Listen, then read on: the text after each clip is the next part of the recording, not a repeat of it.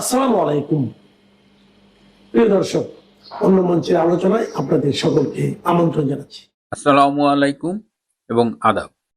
হঠাৎ করেই আমেরিকার director of national intelligence Tulsi Gabbard পদত্যাগ করলেন। যদিও তার পদত্যাগ পত্রে বলা হয়েছে তার স্বামী এই মুহূর্তে দুর্লভ হাড়ের ক্যান্সারে আক্রান্ত এবং তিনি আগামী দিনে স্বামীর চিকিৎসার সময় তার পাশে থাকতে চান, কিন্তু প্রশ্ন উঠেছে যে এটি কি মূল কারণ নাকি এর বাইরেও আরো কারণ রয়েছে। বিশেষ করে ট্রাম্পের সাথে তার যে বিভিন্ন বিষয়ে মত পার্থক্য হচ্ছিল, তার কারণেই কি তিনি পদত্যাগ করবার সিদ্ধান্ত নিয়েছেন। প্রথমেই একটু জেনে নেই যে কে এই তুলসী গ্যাবার্ড। তুলসী গ্যাবার্ড হলো আমেরিকার যত গোয়েন্দা সংস্থা আছে, মোট 18টি এজেন্সি আছে। এই সব এজেন্সির সমন্বয় করেন এবং সব এজেন্সি মিলে তিনি সবার উপরে, তার জন্য একটি পদ ক্রিয়েট করা হয়েছে, ডিরেক্টর অফ ন্যাশনাল ইন্টেলিজেন্স, অর্থাৎ তিনি গোয়েন্দা কার্যক্রমের সবার চিফ ছিলেন।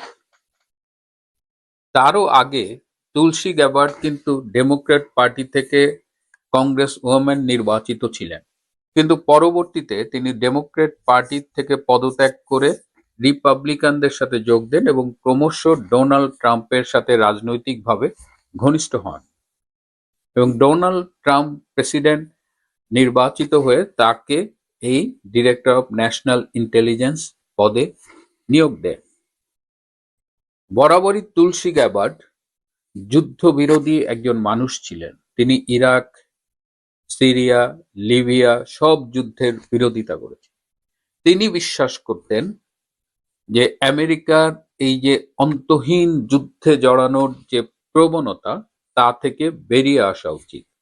এমনকি মধ্যপ্রাচ্যে যে যুদ্ধ, সর্বশেষ যে ইরান আক্রমণ, এসব কিছুর কিন্তু তিনি পক্ষে ছিলেন না এবং এ কারণেই তার একটা বিশাল পরিচিতি ছিল। তিনি যুদ্ধের চাইতে কূটনৈতিক সম্পর্ককে বেশি প্রাধান্য দিতেন এবং তিনি মনে করতেন যে কূটনৈতিক আলোচনার মধ্য দিয়েই সকল সমস্যার সমাধান করা সম্ভব। আমাদের আমেরিকার বিভিন্ন প্রেসিডেন্টের আমলে আমরা দেখেছি যে তারা যেটা চায় সেটার পক্ষে যেন ইন্টেলিজেন্স রিপোর্টটা আসে, তাদের ন্যারেটিভের পক্ষে ইন্টেলিজেন্সের ইনফরমেশন সাপোর্টটা যারা চায়। কিন্তু এক্ষেত্রেও আমরা তুলসী গ্যাবার্ডকে কিন্তু এক্সেপশনাল দেখেছি। যখন ইরান আক্রমণ করবার জন্য উসিলা খোঁজা হচ্ছিল, বলা হচ্ছিল ইরান নিউক্লিয়ার উইপন তৈরির একদম দ্বার প্রান্তে, তখন এই তুলসী গ্যাবার্ড তার বিভিন্ন এজেন্সির মাধ্যমে প্রাপ্ত তথ্যের মধ্য দিয়ে বলেছিল যে এই তথ্যটি সঠিক নয় এবং এই গোয়েন্দা সংস্থার বরাত দিয়ে ট্রাম্পকে এটাও বলা হয়েছিল যে ইরানের শীর্ষ নেতৃত্বকে হত্যা করলেই যে যুদ্ধ থেমে যাবে বা ইরান নিয়ন্ত্রণে এসে যাবে, এটাও ঠিক নয়। এমনকি ভেনিজুয়েলায় যে মাদুরোকে যেভাবে তুলে নিয়ে আসা হলো এবং ভেনিজুয়েলায় যেভাবে দখল করা হলো, সেটিও কিন্তু তুলসী গ্যাবার্ড সমর্থন করে নাই। বর্তমানে এই ইরান যুদ্ধের কারণে যেটি চাপা পড়ে গেছে যে কিউবার সাথে ভীষণ একটা অ্যাগ্রেসিভ আচরণ করছে বর্তমানে আমেরিকা। এই কিউবার সাথে এইভাবে আচরণ করাটাও তুলসী গ্যাবার্ড কিন্তু সমর্থন করেনি। আপনাদের নিশ্চয়ই মনে আছে যে কদিন আগে এই তুলসী গ্যাবার্ড বলেছিলেন এই যে আমেরিকার রেজিম চেঞ্জের জন্য যেভাবে এই প্রচুর অর্থ খরচ করে এবং যেসব দেশে তারা রেজিম চেঞ্জ করেছে, এইভাবে দেখা গেছে যে রেজিম চেঞ্জের পরে অধিকাংশ দেশেই একটা জঙ্গি শক্তির উত্থান ঘটেছে। পরবর্তীতে সেই জঙ্গি শক্তিকে ঠেকানোর জন্য আমেরিকাকে আবার বিলিয়ন বিলিয়ন ডলার খরচ করতে হয়েছে। তিনি মনে করেন যে আমেরিকার এই রেজিম চেঞ্জের এই ষড়যন্ত্র থেকে বেরিয়ে আসা উচিত। তো এই সব বিষয় নিয়ে ঠিক আবার যেমন যুদ্ধ নয় কূটনীতির পক্ষে কথা বলেন, ঠিক তেমনি ডোনাল্ড ট্রাম্পের প্রশাসনে আরেকটা গ্রুপ আছে যারা খুব অ্যাগ্রেসিভ, যারা যুদ্ধের সপক্ষে। তারা মনে করেছে যে ইরানকে অ্যাটাক করো, ভেনিজুয়েলাকে এইভাবে তার প্রেসিডেন্টকে তুলে নিয়ে আসো। এই গ্রুপটা ক্রমশ শক্তিশালী হচ্ছিল এবং তুলসী গ্যাবার্ড ক্রমশ আহ, নিঃসঙ্গ হয়ে যাচ্ছিল। হয়তো তুলসী গ্যাবার্ড মনে করেছেন যে এইভাবে ট্রাম্পের সাথে দূরত্ব তৈরি হচ্ছে, সম্পর্কে একটা টেনশন তৈরি হচ্ছে এবং এক পর্যায়ে হয়তো ট্রাম্প তাকে স্যাক করে দিতে পারে। তো ট্রাম্প কর্তৃক স্যাক না হয়ে তিনি সম্মানের সাথে সময় থাকতেই তার পদ থেকে সরে দাঁড়ালেন। এটি নিয়েই এখন আলোচনা হচ্ছে, পুরো আমেরিকার মিডিয়া জুড়ে আলোচনা, বিশ্ব জুড়েই আলোচনা হচ্ছে তুলসী গ্যাবার্ডের এই পদত্যাগ নিয়ে। তো এটা কতটুকু সত্যি বা এর গভীরতা কতটুকু, সেই আলোচনা করবার পাশাপাশি এটিও আমি একটু দেখতে চাই যে তার স্বামী আব্রাহাম উইলিয়ামস, তারা বিবাহিত প্রায় এক যুগের মতো, প্রায় 11 বছরের মতো তাদের বৈবাহিক জীবন। এই জীবনে তুলসী গ্যাবার্ডের সবকিছুর সবচেয়ে বড় সমর্থক ছিল তার স্বামী। তুলসী গ্যাবার্ড রাজনীতি করেছেন, তার জীবনে যত চ্যালেঞ্জিং সময় এসেছে সব সময় এই আব্রাহাম উইলিয়ামস তার সাথে ছিলেন। তো আজকে আব্রাহাম উইলিয়ামস যখন একটা রেয়ার ফর্ম অফ বোন ক্যান্সার বা হাড়ের ক্যান্সারে আক্রান্ত হয়েছেন, তখন তুলসী গ্যাবার্ড মনে করছেন যে তার যে এই যে পাবলিক সার্ভিস, তার যে জীবন, রাজনৈতিক জীবন, এগুলো ছেড়ে আগামী দিনে তার স্বামীর এই বিপদের সময় তার এখন একটা দীর্ঘ চিকিৎসা প্রক্রিয়ার মধ্য দিয়ে যেতে হবে, সেই সময় তিনি স্বামীর পাশে থাকাকেই গুরুত্ব দিয়েছেন। এটি কিন্তু একটি মানবিক দিক এবং আমি ব্যক্তিগতভাবে এই মানবিক বিষয়টাও সমর্থন করি।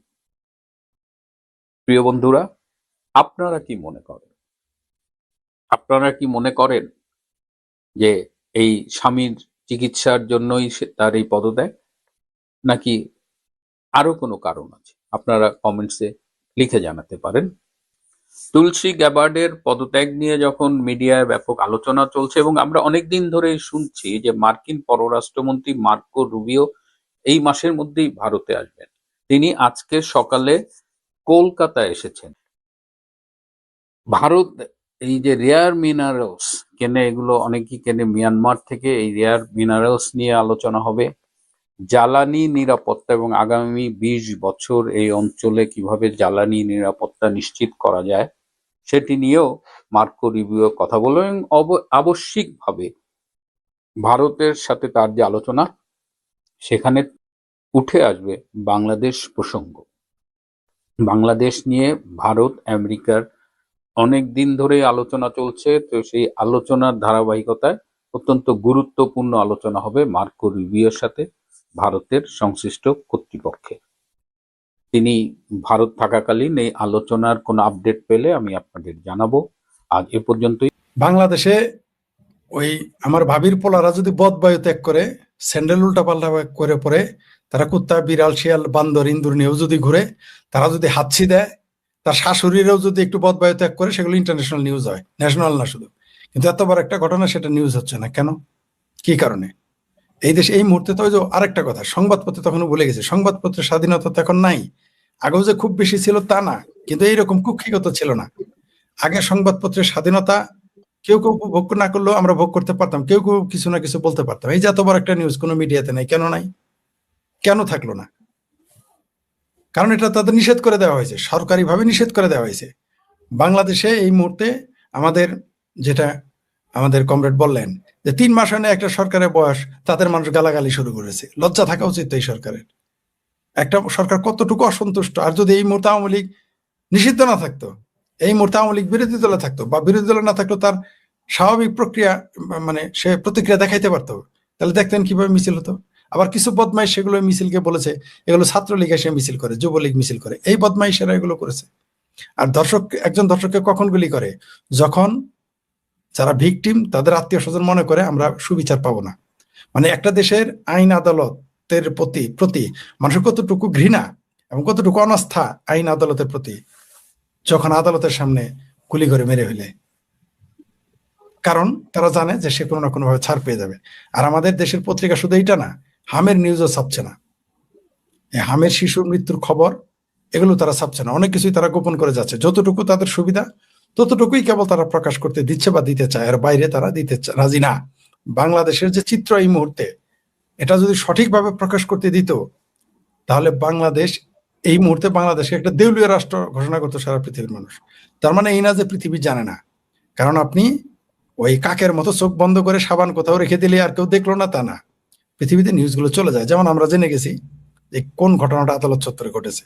তবে সরকার যা করতেছে, 3 মাসে যদি তার স্বরাষ্ট্রমন্ত্রীকে মানুষ ভুয়া ভুয়া স্লোগান দেয়, তাহলে ওই আপনার এখানে ওই ভাষা অর্জন করা যাবে না, বলা যাবে না। আর কয়েকদিন পর ওই যে ওই কামটা কইরা ছেড়ে দিবে বাংলাদেশের জনগণ। 18 মাস, আমার তো ধারণা ইউনুস তো তাও গরু গাড়ির মতো মানে মানে দুর্বল গরু গাড়ির মতো ধাক্কায় ধাক্কায় কিছুদিন নিতে পারছে। এই সরকার তো 18 মাস টিকবে বলে আমার মনে হয় না, যদিও আগে আমি বলেছিলাম যে এই সরকার 3 বছর টিকবে। এই মুহূর্তে মনে হচ্ছে না যে এই সরকার আর 3 মাস টিকতে পারবে, আমার মনে হয় না। এবং এই সরকার থাকা উচিত না। এই মুহূর্তে গণমানুষের সরকার দরকার, যারা এই দেশকে ঠিক মতো পরিচালনা করতে পারবে। এই মুহূর্তে তাকে দরকার যিনি বাংলাদেশের ক্রাইসিস গুলোকে ম্যানেজ করতে পারবেন। সেই রকম মানুষের নেতৃত্বে এই দেশ পরিচালিত হওয়া উচিত, নাহলে এই দেশকে টিকিয়ে রাখতে পারবেন না। যে শেখ হাসিনা আসবে, তারা যদি কেউ যদি মনে করে তাকে ঠেকিয়ে দিবে রাস্তায়, তাহলে ভুল করবে। শেখ হাসিনা ওইভাবেই আসবে যখন তারা কেউ সামনে দাঁড়াতে পারবে না বা পালিয়ে যাবে।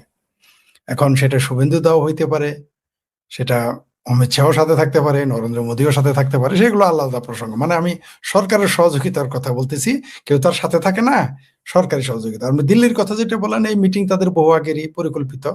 তাদের একটা রুটিন প্রোগ্রাম আজকে দিল্লিতে সকল নেতা মন্ত্রীকে ডেকেছেন। তো বাংলাদেশের ভাবির পোলারা চিৎকার চেঁচামেচি, আগেই ভয়ে চিৎকার চেঁচামেচি শুরু করেছে এই কারণে যে, কারণ শেখ হাসিনা একটি পত্রিকাকে সাক্ষাৎকার দিয়েছেন কিছুদিন আগে যে তিনি আসতেছেন, তিনি আসবেন, এবং তিনিও বলেছেন পাশের দড়ি রেডি রাখো, আমি দেখতে চাই। সেই জন্য তারা পাগল হয়ে গেছে, উন্মাদ হয়ে গেছে। এদের উন্মাদ হওয়ারই কথা, কারণ এতে তো কোনো রাজনৈতিক না আদর্শ আছে না রাজনৈতিক এজেন্ডা ছিল। তারা ভাড়াটিয়া হিসেবে কাজ করেছে। 2024-এর যে সন্ত্রাসী, 2024-এর জুলাইয়ের যে সন্ত্রাসী কর্মকাণ্ড ঘটেছে, এগুলো তারা ছিল গোলাম ইবনে গোলাম। শুধু গোলাম না, গোলাম তো ডক্টর ইউনুস। এই কমরেড সামাদ ভাই আরেকটা কথা বলেছেন এখানে, যে সকল সভ্যতা, কূটনৈতিক শিষ্টাচার বহির্ভূত একটা বক্তব্য দিয়েছে সে ডক্টর ইউনুস।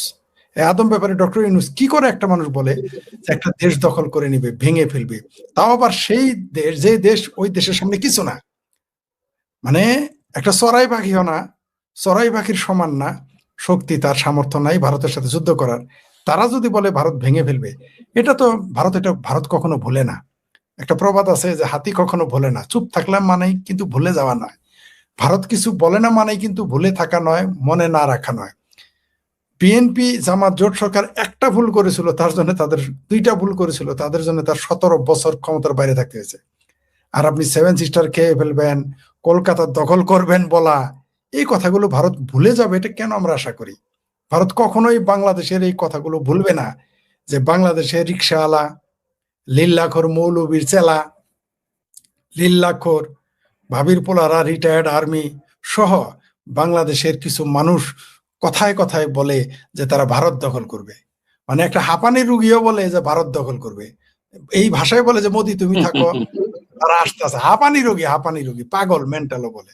তো ভারত তো এগুলো ভুলবে না। ভারত কেন এগুলো ভুলবে? আমি বলেছি তো, ভারত বাংলাদেশের সাথে যুদ্ধ করবে না। ওই যে অনেকেই মনে করতেছে যুদ্ধ করবে না, জাস্ট ফুড চেইন কেটে দিবে, যুদ্ধ করার দরকার নাই তো। ধরেন সামাদ ভাই আর আপনার বাড়ির সামনে দিয়ে, রাস্তা দিয়ে আমার বাড়িতে খাদ্য আসে, পানীয় আসে, এমনকি আপনার বাড়ি থেকেও খাদ্য পানীয় আমি হাওলাত নেই বা পয়সা দিয়ে নেই, আর কোনো পথ নাই। তো আপনারা যদি রাস্তাটা বন্ধ করে দেন, তাই তো আমার অবস্থা কেরাসিন হয়ে যাবে। আপনি কোন দুঃখে আমার দাবড়াবেন, কোন কারণে আপনি দাবড়াবেন? একটা গল্প শোনাই, আমাদের এলাকায় এই গল্পটা প্রচলিত। রামনগর বাজারের ঘটনা। আমাদের এক মুরব্বী, নামটা সঙ্গত কারণেই বললে মনে মাইন্ড করতে পারে তাই বললাম না। তার সামনে, তার হলো 20 বিঘা জমির মালিক, তার সামনে আর একটা দোকানদার আছে, কিছুই নেই, তার ফুটপাতে দোকানদারি করে। তার জমিন কেনা আর ভিটা কেনা, এর জমিন হইলো মানুষের কাছ থেকে চাই নেওয়া। তো সারাদিন এর সাথে ঝগড়া করে। তো কেউ বুদ্ধি দিছে, চাচা 2টা চটকানা মারো না, থাবড়া মারলেই তো হয়ে যায়, বা খাইটা বুঝেন তো, যে গরুর আগে খাইটা একটা বাড়ি দিলেই তো হয়। আমি কি পাগল হয়েছি? ওরা আছে কি ঘরে যদি খাইটা দেয় বাড়ি দেই, ওই শালার বউ পোলাপান তো আমার বানানো লাগবো। ও যদি মামলা করি ওরে জেলে পাঠাই, ওই জেলে থেকে উকিল দিয়ে আমার ছাড়াই আনা লাগবো। ওর আছেটা কি? ওর তো কিছুই নাই। কারণ ন্যাংটার নাই বাটপারের ভয়। কয় আমার হলো 20 বিঘা জমি, আমি মামলা করলে ও যদি আমার উপর মামলা করে তাও আমার লস, আর আমি যদি ওর বিরুদ্ধে মামলা করি তাও আমার লস। ওর বউ পোলাপা নাই, আমার পিছে পিছে ঘুরবো, আমার খাবার নাই দাবার নাই। তো বাংলাদেশ ভারতের সম্পর্কটা এরকম। সেই জন্য ভারত একটু চুপ করে আছে। ওই আমাদের রামনগরের ওই চাচার 20 বিঘা জমির মালিকের মতো হলো ভারত, আর বাংলাদেশ তো কারা এখন বুঝতেই পারছেন, যার কোনো ভিটাই নেই। তো এই জন্য ভারত কিছু বলতেছে না। কারণ আজকে যদি বাংলাদেশকে ভারতের একটা কূটনৈতিক চাল যদি শুরু হয়ে যায়, একটা কূটনৈতিক চাল দেয়, কালকে ভারতের মানুষ না খেয়ে মারা শুরু করবে পালে পালে দলে দলে, তখন তো এদের চাল ডাল ভারতকেই দিতে হবে। আমেরিকা আসবে না, কোনো কালেই আসবে না। এই দেশের মানুষ 18 কোটি মানুষের চাল ডাল দেওয়ার জন্য আমেরিকা আসবে না। আমেরিকা হলো জামালপুরে পাগলা, ডিমের আলি 5টায় কিনে 3টায় বেচে, 3টায় কিনে 5টায় বেচে না রে ভাই। এইখানে যখন দেখো ব্যবসায় লস আসবে না, 18 কোটি মানুষকে সে খাওয়াবে না, ওই ভারতকে খাওয়াইতে হবে বাংলাদেশকে। আর আমি বলে দিয়েছি তো, সম্ভবত আপনার চ্যানেলে বলেছি কিনা আমার মনে নাই, যে যেই দিন বাংলাদেশে একটা যুদ্ধের ময়দান হয়ে যাবে, 1.5 কোটি হিন্দু আর 3 কোটি মুসলমান ভারতে গিয়ে খাইতে হবে, কারণ নয়তো না খায় মরবে সব। এই 1.5 কোটি হিন্দু আর সাথে যাবে 3 কোটি মুসলমান, ওই ভারতেরটাই খাবে, ভারতেরটাই পড়বে। এখন গালাগালি করতেছে, খেয়েও আবার গালাগালি করবে। কাইসার হামিদকে দেখেন নাই, তার বাচ্চারা নিয়ে গেল ট্রিটমেন্ট করতে, ফিরে না আসতেই সাথে সাথে ভারতকে দোষী করে ফেললো। আর যদি পাকিস্তান গিয়ে মরতো তাহলে বলতো সব হায়াত হলো আল্লাহর হাতে, হায়াত মৌত রিজিক ধরলো তো আল্লাহর হাতে, তাই মরছে। আর ভারত থেকে আসছে তাই ওটা ভারতের হাসপাতালে। কত বড় বাটপার সিএমসি এইচ হসপিটাল, অন্য কোনো যদি হসপিটাল হইতো একটা কথা ছিল। এই সিএমসি হসপিটাল কতটুকু স্ট্রিক্ট কন্ট্রোল, ভারত সরকারের সেখানে নাই, এন্ট্রেন্স পাওয়ারই নাই, ওইখানে ঢুকতেই পারবে না। ওইখানে ভারতের সরকার, ভারতের প্রশাসনের কোনো ক্ষমতাই নাই, এদেশের মানুষ তো জানে না। ওইখানে শুধু ক্ষমতা হলো ডাক্তার হলো সর্বোচ্চ পাওয়ারফুল, আর ওইখানকার ডাক্তার হচ্ছে নিবেদিত। সেই সিএমসি হসপিটাল সম্পর্কে সেটাকে ভারত বানাই ফেললো। কত বড় পটপার এই কাইসার হামিদ।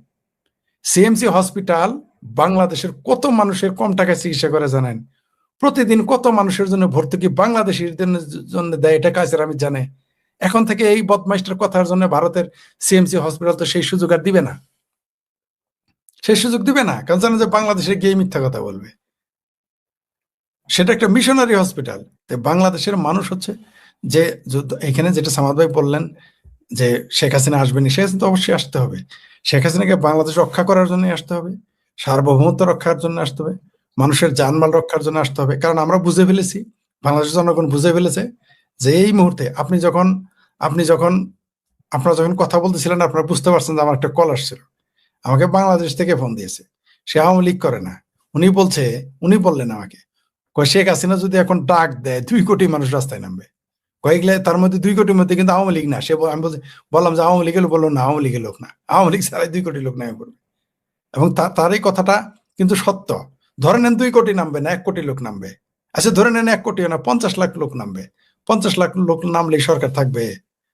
এই আমার ভাবির পোলারা খুঁজে পাওয়া যাবে? এই ওয়াকার, আগে তো মানুষ বলতো ওয়াক থু, মানে থুতু বলতো মানুষের দেখে, এখন তো বলে ওয়াকার থু বলা শুরু করছে লোকজন।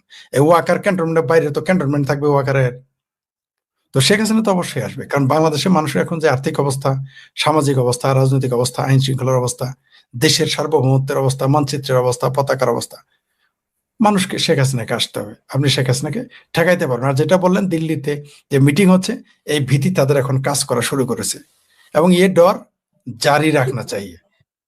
তাদের করুণ পরিণতি হবে। যারা জুলাই সন্ত্রাস ঘটিয়েছে, যারা হামের টিকা না দিয়ে শিশু হত্যা, এটা গণহত্যা এটা করিয়েছে, যারা বাংলাদেশের আইন শৃঙ্খলা অবনতি ঘটিয়েছে, যারা পুলিশ হত্যা করেছে, যারা সাধারণ মানুষকে হত্যা করেছে, এদের করুণ পরিণতি হবে। শেখ হাসিনাও তাদের ক্ষমা করে দিতে পারেন, ধরে নিলাম আওয়ামী লীগ তাদের ক্ষমা করে, সাধারণ মানুষ ক্ষমা করে দিবে না। তার একটা সিমটম আপনি শুরুতেই বললেন যে আদালতের সামনে গুলি করে মেরে ফেলেছে। আপনি রক্ষা করতে পারবেন? আপনি কি মনে করেছেন আদালতের সামনে গুলি করার সময় পুলিশ বুঝে নাই কি? তারা নীরব দর্শকের ভূমিকায় ছিল, কারণ তারা জানে, তারা চুপচাপ ছিল। এরকম ঘটবে। এবং সে কি সাক্ষাৎকার, তার জবাবটা কি ছিল শুনেছেন তো? সুতরাং আপনি কোন দিকে যাবেন? এই দেশের মানুষ এখন এই মুহূর্তে সরকারের প্রতি বিন্দু মাত্র আস্থা নেই। আর যে লোকটা আমাকে ফোনে একটু আগে জানালেন, তিনি ঠিকই বলেছেন যে, এবং তিনি উত্তরা থাকেন, উত্তরায় কিন্তু এখন এই মুহূর্তে জামাত বিএনপির ঘাঁটি। উত্তরা থেকে আমাকে ফোন করেছেন, তিনি বলেন যে শেখ হাসিনা এখন ডাক দিলেই এয়ারপোর্টে 1 কোটি মানুষ, 2 কোটি মানুষ যাবে বলছে, তার ভাষায় আর কি, এটা আমি না। আমি মনে করি যে আমি তো বলেছিলাম আপনার চ্যানেলেও অন্যান্য জায়গায়, আমি বলেছিলাম যে 50 থেকে 60 লক্ষ লোক হবে শেখ হাসিনা যখন আগামীতে আসবেন। সকল প্রকার যত এই পর্যন্ত যত প্রত্যাবর্তন হয়েছে, যত ঐতিহাসিক ঘটনা ঘটেছে সব ব্রেক করে ফেলে। আমি বলেছিলাম 50 থেকে 60 লক্ষ লোক জমায়েত হবে শেখ হাসিনাকে দেখার জন্য। উনি বলে ফেলেন 2 কোটি। উনি কিন্তু আওয়ামী লীগ করেন না, আবারও বললাম আমি, এমন না যে তিনি আওয়ামী লীগ করেন, তাহলে আমি বলতামই না, কারণ আওয়ামী লীগের লোক বলতেই পারে। বরং আওয়ামী লীগের লোক আমার কোনোদিনই বলে নাই যে 1 কোটি লোক শেখ হাসিনার জন্য ওইখানে আসবে, সাহসী তারা পায় নাই। এটা একটা সাধারণ জনগণ, একজন সাধারণ ব্যবসায়ী আমাকে এই কথা বলেছেন, এবং আবার বলছি তিনি আওয়ামী লীগ করেন না। তো আসলেই দেশের অবস্থা এখন, তাদের ভয় পাওয়ার কারণ যেটা ভাবির পোলারা ভয় পাচ্ছে, এটা তারা একটু নাটক করতেছে। তারাও জানে সাধারণ মিটিং, কিন্তু তারা জনমত সৃষ্টি করার চেষ্টা করতেছে। কিন্তু এটা হবে না, জনগণ আর আমার ভাবির পোলাদের ডাকে আসবে না। সর্বশেষ এক লাইন বলে আমি শেষ করি, আমার ভাবির পোলা পাটেও রেখে কিন্তু আবার দাবড়াইতেছে। এই মুহূর্তে আপনি যখন কথা বলতেছেন, একজন আগে মেসেজ করছে যে ওকে নাকি আবার দাবড়াইতেছে। ঠিক আছে, তো এইভাবে দাবরানি ওরা, আওয়ামী লীগ আসার আগে আমার ভাবির পোলারা দাবরানি খাবে, জামাতিরাও দাবরানি খাবে, খাইতে থাকবে, তারপর ফাইনাল দাবরানি বাংলাদেশের জনগণ দিবে। ধন্যবাদ। আপনি এই মার্কিন যুক্তরাষ্ট্রের যিনি রাষ্ট্রদূত ঢাকায় আছেন, তার এই বক্তব্যকে আপনি কতটুকু গ্রহণযোগ্য বলে মনে করছেন? না, গ্রহণযোগ্য হওয়ার তো কোনো কারণ নাই। এবার বুঝতে হবে যে এই যে রাষ্ট্রদূত, তিনি মার্কিন সাম্রাজ্যবাদ যেটা এখন আমরা দেখতে পাচ্ছি সব জায়গায় খুব আধিপত্য বিস্তার করছে, তারই প্রতিনিধি। ফলে জি, ওই ট্রাম্প প্রশাসনের যে নীতি, সেটাই সে এখানে বলবে, তার বাইরে তো তার যাওয়ার কোনো স্কোপ নাই। তাকে